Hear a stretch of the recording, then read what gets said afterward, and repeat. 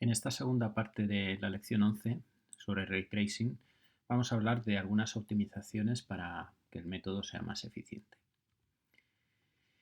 Bien, ¿cómo podemos mejorar el coste temporal?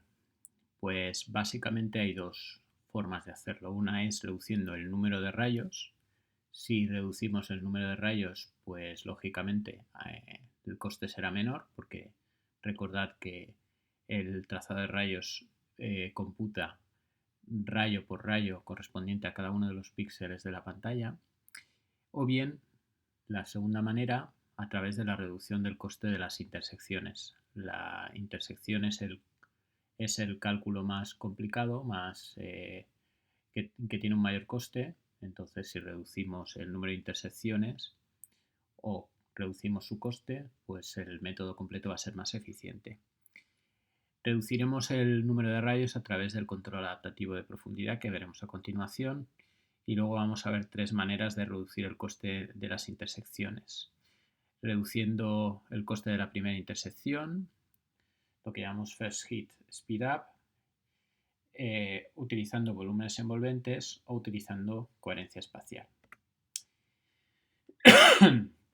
Bien, vamos a ver cómo mejorar el coste temporal a través del control adaptativo de la profundidad. Recordad que el método es un método recursivo y habíamos planteado un árbol de recursiones. Bien, pues la forma de reducir el número de rayos es podar este árbol de recursiones, es decir, no profundizar en el árbol todo lo que nos dice el método básico. ¿Y cómo podemos hacer eso? Bueno, pues una primera opción es marcar una profundidad máxima, es decir, suponer que hacemos 2, 3, 4 niveles de recursión y a partir de ese nivel ya no seguimos dividiendo el rayo en los rayos reflejado y refractado. Esto, bueno, tampoco tiene mucha repercusión en la calidad, porque la verdad es que a partir de la tercera o cuarta reflexión ya lo que se aporta al primer rayo pues es bastante poco. Una segunda poda se produce cuando se alcanza una superficie no reflectante y que es opaca, por ejemplo, el fondo. Es decir, cuando uno alcanza el fondo, pues evidentemente ya no sigue avanzando. La otra es, pues si tenemos en cuenta que la contribución del rayo actual, de un rayo que estemos trazando en ese momento, al color inicial del rayo original, el primero de todos, va disminuyendo, se va atenuando, pues podemos marcar un umbral máximo y a partir de ahí pues ya no seguir avanzando. Fijaos que la fórmula que ya conocemos, la intensidad del rayo inicial, tiene tres componentes: la componente de Phong, que es la iluminación local, y luego la iluminación del rayo reflejado y del rayo refractado. Aquí es donde se producen los dos nuevos rayos.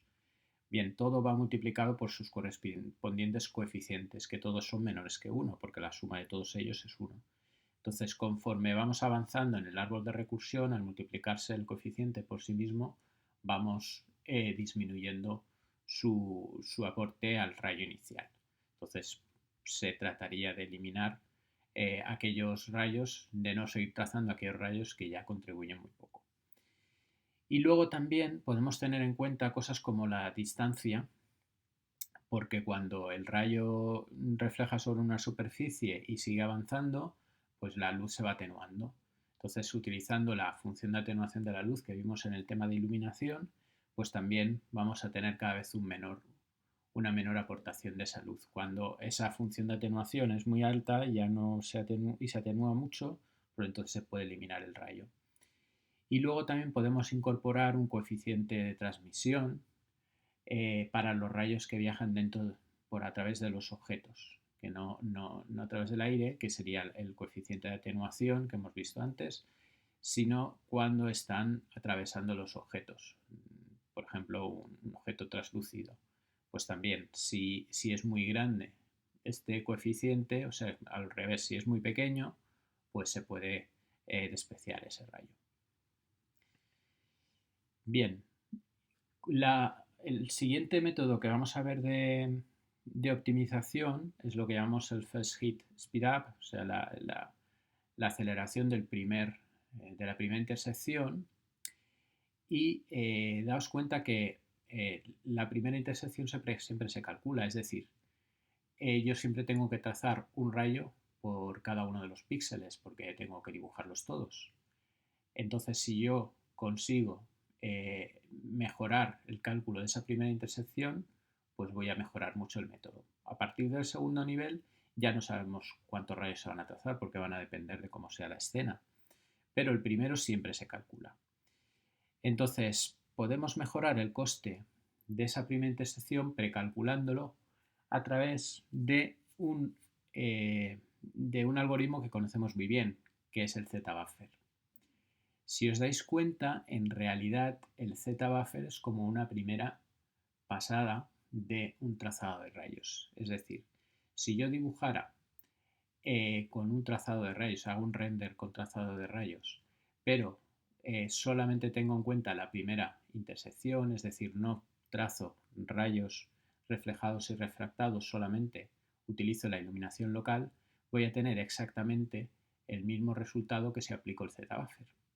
Pero el Z-buffer es mucho más rápido que el trazado de rayos. Entonces lo que yo puedo hacer es utilizar un Z-buffer en lugar de un trazado de rayos, pero guardando junto a la profundidad una referencia al objeto más cercano, ese que produce esa profundidad más cercana. Y entonces puedo calcular la primera intersección en la escena a partir de los valores que obtengo en el Z-buffer. Yo para un valor XY de píxeles, es decir, un píxel XY con una determinada posición en X, una determinada posición en Y, en el Z-buffer calculo o guardo la Z. Por lo tanto, este X y Z me da esa primera intersección. Y a través de la referencia que he guardado al objeto más cercano, pues puedo saber cuál es el objeto correspondiente. En definitiva, esto al final se ha convertido en un estándar. Todos los algoritmos de trazado de rayos lo que hacen es la primera intersección la calculan siempre con el Z-buffer. Y de esta manera, pues esos primeros cálculos son bastante más rápidos que si aplicamos el algoritmo básico. Bien, otra manera de mejorar las intersecciones es utilizar los volúmenes envolventes. Los volúmenes envolventes, los bounding volumes que ya vimos también en el tema correspondiente, pues nos sirven para envolver al objeto y lo que se hace es calcular si existe la intersección con el volumen y si existe ya se calcula después con el objeto, pero si no, pues evitamos el cálculo contra el objeto, que siempre va a ser mucho más costoso que contra el volumen. Para ello, evidentemente, el volumen tiene que cumplir que el cálculo de intersecciones sea sencillo y además que la área vacía pues sea lo más pequeña posible, porque si tenemos un área vacía muy grande, pues la aproximación que vamos a tener al objeto es muy mala. Además, estos volúmenes se podrían organizar de forma jerárquica a través de un árbol, por ejemplo. Aquí tenemos un ejemplo de una escena, bueno, muy esquemática, donde los objetos están en verde. Entonces tenemos un primer volumen para cada uno de ellos que está en gris, aquí son cajas, en este caso son esferas, y luego a su vez están agrupados en varios niveles. Entonces, cada uno de los objetos está envuelto bien en esferas, como los de abajo de todo del árbol, o bien en cajas, como los de la derecha. Pero luego además estos se pueden agrupar formando una esfera más grande o estos dos formando una caja. A su vez, estos dos volúmenes, la esfera y la caja, se vuelven a juntar en una sola caja y de nuevo se juntan a una caja del último objeto en otra caja más grande que envuelve todo. Entonces yo puedo, cuando calculo un rayo, empezar por la parte de arriba del árbol y calcular si hay intersección con la primera caja. Si la hay, entonces compruebo si hay intersecciones con las dos cajas adyacentes. Si no las hay, si no la hay, quiere decir que no hay intersección con ningún objeto y termino de trazar el rayo. Y si no, sigo bajando en el árbol, de manera que conforme bajo en el árbol me acerco más al objeto, pero en pocos pasos puedo conseguir el cálculo de las intersecciones, ahorrándome muchísimos cálculos en el caso de que no haya intersección. Aquí tenemos una forma, por ejemplo, de calcular los volúmenes envolventes. Aparte de los volúmenes que ya conocéis, de las cajas o las esferas, pues por ejemplo otra aproximación que se utiliza bastante es lo que llamamos la envolvente convexa. La envolvente convexa es el poliedro más pequeño convexo que envuelve a cualquier otro poliedro. Es decir, sería el objeto original quitándole las zonas cóncavas. Entonces lo que se hace es establecer un conjunto de normales y para cada una de las normales se calcula la distancia más cercana y más lejana. Por ejemplo, para la primera normal serían estas dos de aquí. Para la segunda normal serían estas dos de aquí. Para la tercera estas y para la cuarta estas. Entonces, con 4 normales lo que vamos a tener es este objeto.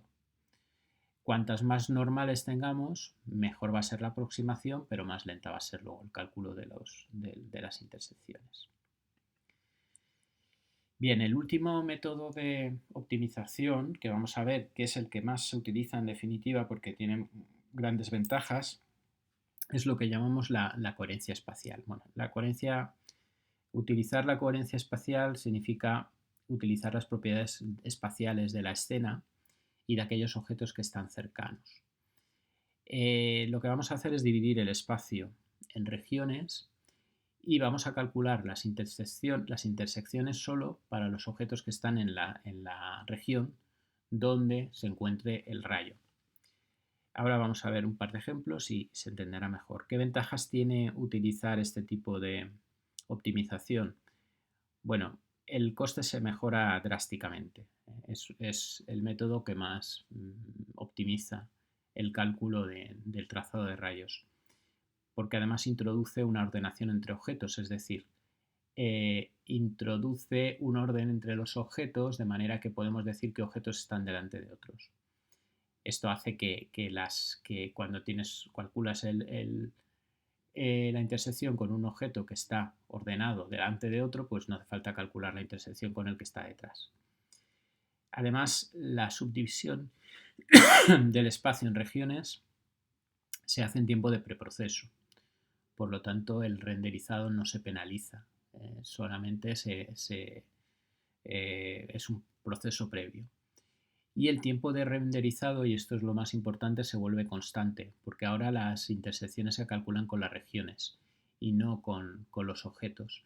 Y la división en regiones siempre es igual. Esto hace que el coste del algoritmo, del trazado de rayos utilizando coherencia espacial, no dependa de la resolución, no dependa, perdón, de la complejidad de la escena, sino de la resolución de la imagen. Es decir, da igual cuántos objetos tenga yo en la escena. El coste va a depender del tamaño de la imagen y no del número de objetos en la escena.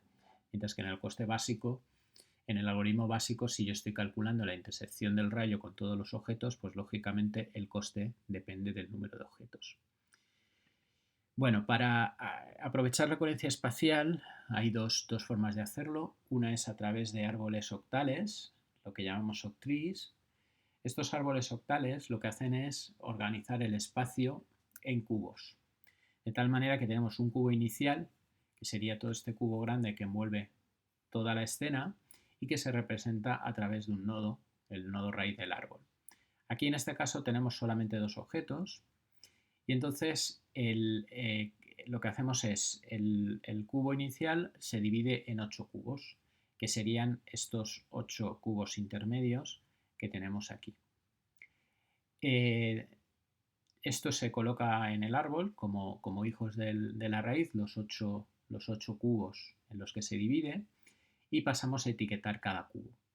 De manera que si hay algún objeto dentro del cubo, procedemos a otra división más, pero si no hay ningún objeto, lo etiquetamos como vacío. Entonces, daos cuenta como aquí tenemos, si la ordenación es, por ejemplo, este es el primero de los cubos, este es el segundo, el tercero, el cuarto, quinto, sexto, séptimo y octavo. El primero se vuelve a dividir, pero el segundo, el tercero, todos estos están vacíos. Solamente 2 de los 8 cubos se vuelven a dividir. Entonces el cubo, este de aquí, se vuelve a dividir en otros 8, en estos 8 más pequeños que tenemos aquí, y los volvemos a etiquetar. Entonces podemos hacer una división del espacio tan profunda como queramos. Cuanto más profunda, más rápido va a ser luego el trazado de rayos, pero lógicamente más costosa va a ser la división. Entonces, cuando trazamos un rayo, los cubos están ordenados de tal manera que delante están, que al principio, en la ordenación, primero están aquellos que se encuentran delante. Entonces se empieza siempre por la rama de la izquierda. Se comprueba si el rayo intersecta con este primer cubo, y si intersecta con el primer cubo, bajamos al siguiente nivel, y si no, pasamos al siguiente cubo. Y entonces recorreríamos todo este nivel del árbol, y si en algún momento el árbol, el rayo está dentro de un cubo y el cubo está vacío, pues ese rayo ya no se sigue operando con él. Sin embargo, si estamos en un nodo que está dividido en otros nodos hijos, pues tendremos que pasar al siguiente nivel y volver a intersectar con cada uno de los cubos. Hasta que lleguemos a un nodo que está o bien vacío, por lo tanto ese rayo no intersecta con ningún objeto, o bien ocupado por un objeto totalmente, en el cual pues habrá que calcular esa intersección. Podemos también hacer una división en forma de árbol BSP. Son las siglas de Binary Space Partitioning, es decir, es una partición binaria del espacio. El esquema es el mismo, solo que ahora en vez de dividir en 8 cubos, lo que dividimos es en 2 subespacios, 2 paralelepípedos. Exactamente igual. Con un árbol que tiene una característica con respecto al árbol octal, y es que en vez de tener 8 nodos en cada nivel, aquí solamente tenemos 2, pero es un árbol más estrecho pero más profundo. La división es más adecuada, es más eficiente, porque podemos ajustar los subespacios para englobar a los objetos de manera más adecuada y con menos pasos. Pero el cálculo pues es un poco más complejo. De todas maneras funciona exactamente igual. Se calcula si se intersecta con cada uno de los subespacios de cada nivel, y si hay intersección, pues entonces bajamos al siguiente nivel, así hasta que nos encontremos con un nodo hoja etiquetado bien con un objeto, bien etiquetado con el vacío. Y entonces ya terminamos el recorrido del árbol para calcular la intersección de ese rayo. Bueno, y estos son los métodos de optimización que hemos visto en este tema.